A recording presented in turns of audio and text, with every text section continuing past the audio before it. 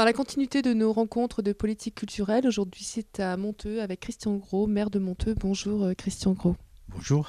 Merci de nous accueillir. Quand on vient de l'extérieur, j'ai envie de le dire, on a l'impression que Monteux dégage une énergie dynamique.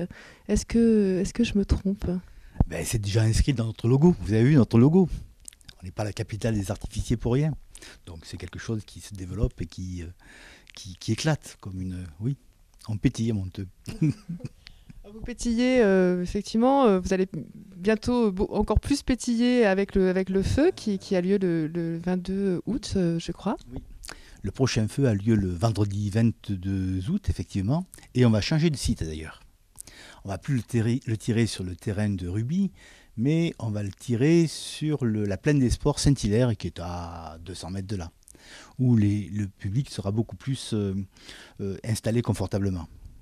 Et on aura une meilleure vision. C'était un choix parce que je me souviens quand on se rencontre au fur et à mesure des conférences de presse, vous dites que voilà, on a le plus mauvais lieu mais le plus beau spectacle dans le plus lieu horrible en fait, parce que c'est vrai qu'un stade c'est pas très beau. Est-ce que là ça va changer quelque chose ou ça va changer une harmonie? Ça va changer, effectivement. Oui, pendant très longtemps, j'ai eu la coquetterie de dire qu'on tirait un beau feu sur le site le plus nul de France. Bon, en l'occurrence, là, le site est quand même plus sympathique. Les gens vont être installés sur une pelouse, donc c'est mieux qu'un parking, avec des barrières et avec des arbustes et des arbres. Là, il n'y a pas d'arbres. Et donc, on est assis sur une pelouse et on a tout le ciel devant nous, quoi. Qu'est-ce qui a fait ce déclic de changement? Ce qui a fait ce déclic, c'est que le site ancien était complètement en saturation. L'année dernière, on ne pouvait pas mettre une personne de plus. Et pour tous les retardataires, c'était des conditions très très défavorables pour regarder un feu. On était au bord de l'émeute, au fond du site. Donc, c'est ce que je dis, Monteux, c'est vraiment une ville dynamique. Voilà, on a la preuve. Quel est le thème cette année du feu d'artifice? Le titre c'est Allons enfants. Allons enfants de la patrie, mais bon, en fait c'est... Allons, allons, Z apostrophe. voilà, Z apostrophe, E, C'est pas enfant. marrant. Voilà. Autrement, c'est pas marrant. Donc, allons, puis plus loin, Z apostrophe enfants. Le thème, c'est la guerre de 14-18. Et parler de la Grande Guerre, puisque c'est le centenaire cette année, dans un feu d'artifice, c'est quand même un peu osé, parce que il ne faut pas faire dans la déprime, quoi. Les gens ne viennent pas à un feu d'artifice pour pleurer. Donc il faut agrémenter. Et néanmoins parler de choses sérieuses. C'est ça qui nous a intéressés dans ce feu. Et donc, on va faire en permanence un décalage, enfin,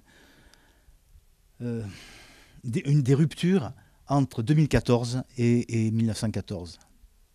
L'idée, c'est deux jeunes amoureux, un garçon et une fille, en 2014. Et la jeune fille, elle a un père allemand et non, je me trompe. Elle a un père français et une mère allemande. Et les parents se sont connus à l'occasion d'un jumelage de communes. Et il se trouve que ils vont fêter les noces d'argent des parents, et donc ils invitent toute la famille, y compris les grands-parents qui sont allemands. Et ça fait l'occasion de parler de la guerre de 14-18 et de faire des allers-retours entre aujourd'hui et il y a 100 ans. Quel est l'invité d'honneur cette année? Il n'y en a pas. Pourquoi? Parce que l'expérience a montré que ça n'apportait pas toutes les retombées qu'on attendait. Voilà. Et en fait, on n'a pas besoin cette année.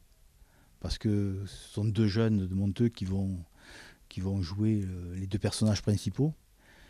Et puis voilà, donc il n'y a pas d'invité d'honneur. Donc c'est une implication de la vie locale de Monteux. Oui, toujours, oui. On aime bien impliquer des gens de la ville. Alors en fait, il y a 4 personnages dans le feu. Il y a les deux jeunes amoureux, un garçon et une fille, de Monteux. Et puis on a des voix off, un garçon et une fille, qu'on a pris au track. Voilà, donc ils ont une voix travaillée. Donc on reste vraiment dans la dynamique locale et l'implication de la population locale. Et ça, c'est aussi très important de pouvoir mettre en valeur les Montiliens et les Montiliennes et les Montiliens. On y tient, tout à fait. On tient tout à fait à ce que ce soit un feu d'artifice qui soit une émanation de la vie locale, oui. D'ailleurs, cette émanation, vous la continuez dans la programmation de vos projets culturels et patrimoine, puisque vous commencez à mettre en place les arts dans la rue. Donc ça, c'est aussi une implication forte de la part de la ville de Monteux, de pouvoir impliquer les artistes qui ne sont pas forcément connus, mais qui ont énormément de talent, sans doute, et de pouvoir les déployer à travers la ville. Oui, ça c'est tout le projet de ville. Et c'est très lié à Beaulieu, à l'écoquartier de Beaulieu. Parce que il ne faut absolument pas que le quartier de Beaulieu soit un aspirateur des habitants de Monteux. Et il faut au contraire qu'on profite de la qualité d'aspirateur de l'extérieur de Beaulieu pour les faire venir en ville, à condition bien sûr que dans la ville il y ait de l'intérêt et que les gens aient des raisons de venir en ville. D'où les artisans d'art. Parce que les artisans d'art, on a toute la traversée nord-sud de Monteux, qu'on appelle la traversée des arts, dans laquelle on installe des artisans d'art et des artistes, oui, à des prix défiant toute concurrence. On leur met à disposition des locaux qu'on a achetés, souvent des friches commerciales, et on les installe dans de bonnes conditions. Et on a fait tout un environnement de trompe-l'œil tout au long de cette traversée des arts pour justement être attractif. Donc c'est la ville de Monteux qui les accompagne dans leur développement et leur emplacement. C'est la ville de Monteux qui leur fournit des locaux où travailler. Et ça c'est la première étape. Donc on a à peu près 7 pour l'instant d'artisans d'art qui sont installés ou qui sont en cours d'installation. Et puis j'ai une liste d'attente d'une dizaine, parce qu'on intéresse beaucoup. Les artisans d'art, souvent, les artistes, ils travaillent chez eux dans de mauvaises conditions. Là, on leur met quand même des conditions intéressantes. Donc en termes de locaux, mais aussi, on va mettre en place un service commercial mutualisé. Parce que une des spécificités des artisans d'art, c'est qu'ils sont très bons et passionnés par ce qu'ils font.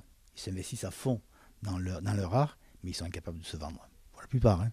Il y a des gens qui savent le faire, mais il y en a d'autres qui ne savent pas.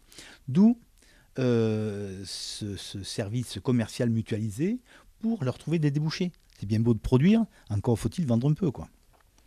Voilà. Donc ça va se faire au niveau de la communauté de communes, avec un site dédié, et puis aussi tout un relationnel qu'on va mettre en place. Alors quels sont les genres d'artistes que l'on pourra découvrir à travers cette traversée d'art? Alors, pour l'instant, on n'a pas de thématique spécifique. On n'a pas de thématique spécifique parce que quand on a lancé l'idée l'année dernière, on avait peur de ne pas avoir suffisamment d'attrait pour en attirer beaucoup. Donc, c'est un peu hétéroclite. Mais bon, ça va être sympathique. Alors, première qui est installée, par exemple, qui fait de la lingerie fine, et ça s'appelle, féminine bien sûr, et ça s'appelle Les Dessous de la Marquise. Donc si vous voulez vous faire des soutiens-gorge ou des culottes sympathiques, vous avez une personne qui peut vous les faire sur mesure et de manière tout à fait originale. Sachant qu'elle travaille déjà pour les grandes marques. Voilà. Ensuite, on a des peintres, un artiste qui fait des trompe-l'œil. On a aussi des jeunes qui font des lunettes en bois. On a, qu'est-ce qu'on a, un vitrailliste, de la marqueterie. Bon voilà. Et puis il y en a d'autres qui attendent là. On a un potier aussi qui attend. Qu'est-ce que vous attendez comme retombée par rapport à ce projet-là? J'attends de l'attractivité.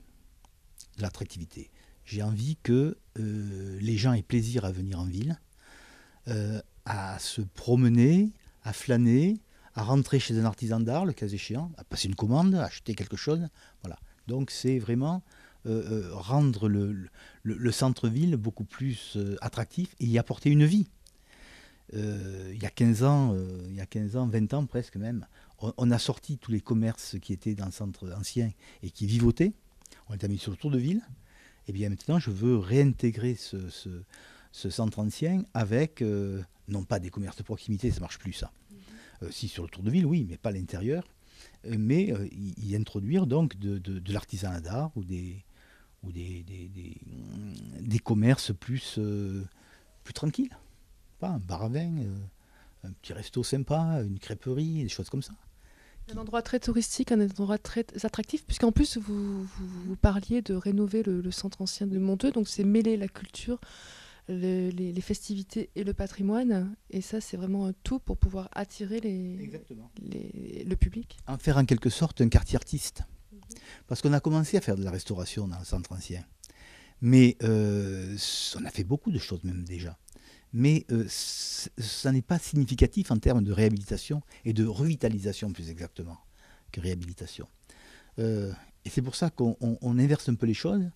Et plutôt que d'insister lourdement sur la réhabilitation architecturale, il faut ramener de la vie. Parce que c'est bien beau de restaurer des bâtiments, et encore faut-il les vendre derrière ou les louer. Et si c'est pas attractif, si c'est mort, eh bien c'est pas attractif. Alors que si on a fait un quartier artiste calme, paisible, où il fait bon se promener ou se mettre à la terrasse d'un bistrot, ça change beaucoup de choses, quoi. Voilà, c'est ça l'idée du centre. Et dans la continuité donc, de la programmation Soif de Culture, où tous les mois on accueille dans cette fabuleuse chapelle des pénitents noirs, je crois, voilà, qui est fabuleuse, et on accueille des artistes peintres. Et ça aussi, c'est une. C'est même tous les 15 jours. C'est tous les 15 jours en été. Donc ça, ce sont des artistes aussi locaux. Ce sont essentiellement des artistes locaux. Oui, des gens qui peignent pour le plaisir et qui peignent ou qui font autre chose, hein, et qui viennent s'exposer. Et c'est quelque chose de fort pour eux. Donc on encourage ce goût de la culture sans prétention. C'est inégal, il y a des choses exceptionnelles. Et puis il y a d'autres qui sont beaucoup plus des œuvres de débutants, mais très sympathiques. Moi je trouve très sympathique que des gens osent faire de la peinture alors qu'ils ne savent pas bien faire, mais ils apprennent et on les voit d'année en année progresser. Je trouve que c'est intéressant ça. Oui, parce que celle que vous avez invitée récemment a gagné le 3e prix du Salon d'art contemporain contemporain de Monteux. Voilà, c'est des personnes qui sont passionnées et qui d'année en année font des progrès sur leur art, et là vous pouvez leur permettre vraiment d'offrir une scène d'exposition. Un lieu où s'exposer, c'est vrai. Parce qu'un artiste, il plaît pour lui-même bien sûr, mais il aime bien se donner à voir aussi. Voilà. Donc ça va dans ce sens-là. Et c'est un encouragement justement à l'expression artistique. Christian Gros, l'année dernière, on nous a rencontrés pour parler de 2 projets fabuleux à côté de la ville de Monteux.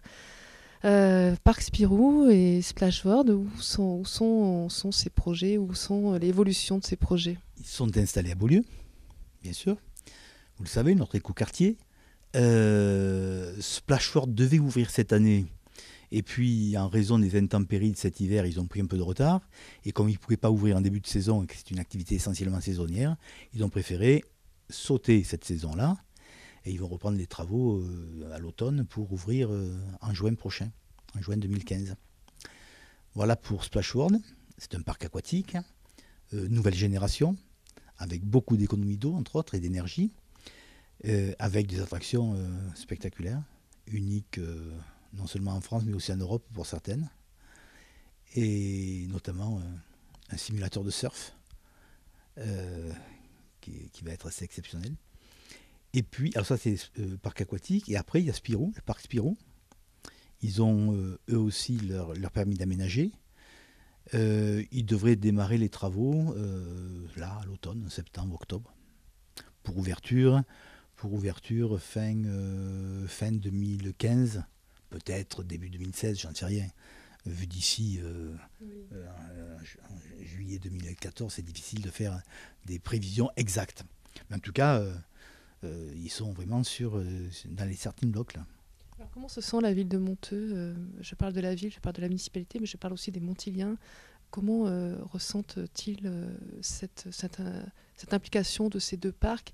Est-ce qu'ils sont à la fois ravis parce qu'effectivement, il va y avoir de l'animation, ça va être accessible tout au long de l'année, sans doute, et voilà, ça va permettre une dynamique. Mais est-ce qu'aussi, certains craignent justement de trop peut-être être investis par le tourisme? Alors, l'avantage de l'écoquartier de Beaulieu, c'est ce qui était vu autrefois comme un inconvénient, c'est-à-dire la distance par rapport au centre. Donc, Beaulieu est à 3 km du centre-ville. Donc, il va avoir un fonctionnement un peu indépendant du centre. Néanmoins, l'arrivée de touristes, de visiteurs sur Beaulieu, c'est quand même une manne importante pour la ville, et notamment pour le commerce de proximité, et également pour l'habitat. Et quand je dis le commerce de proximité, c'est aussi les hébergeurs, c'est ceux qui ont des gîtes, les chambres d'hôtes, etc., etc. C'est quand même une manne économique importante, quoi. Et puis c'est aussi des créations d'emplois pour les habitants. D'ici 2020, le site de Beaulieu devrait créer 1500 emplois.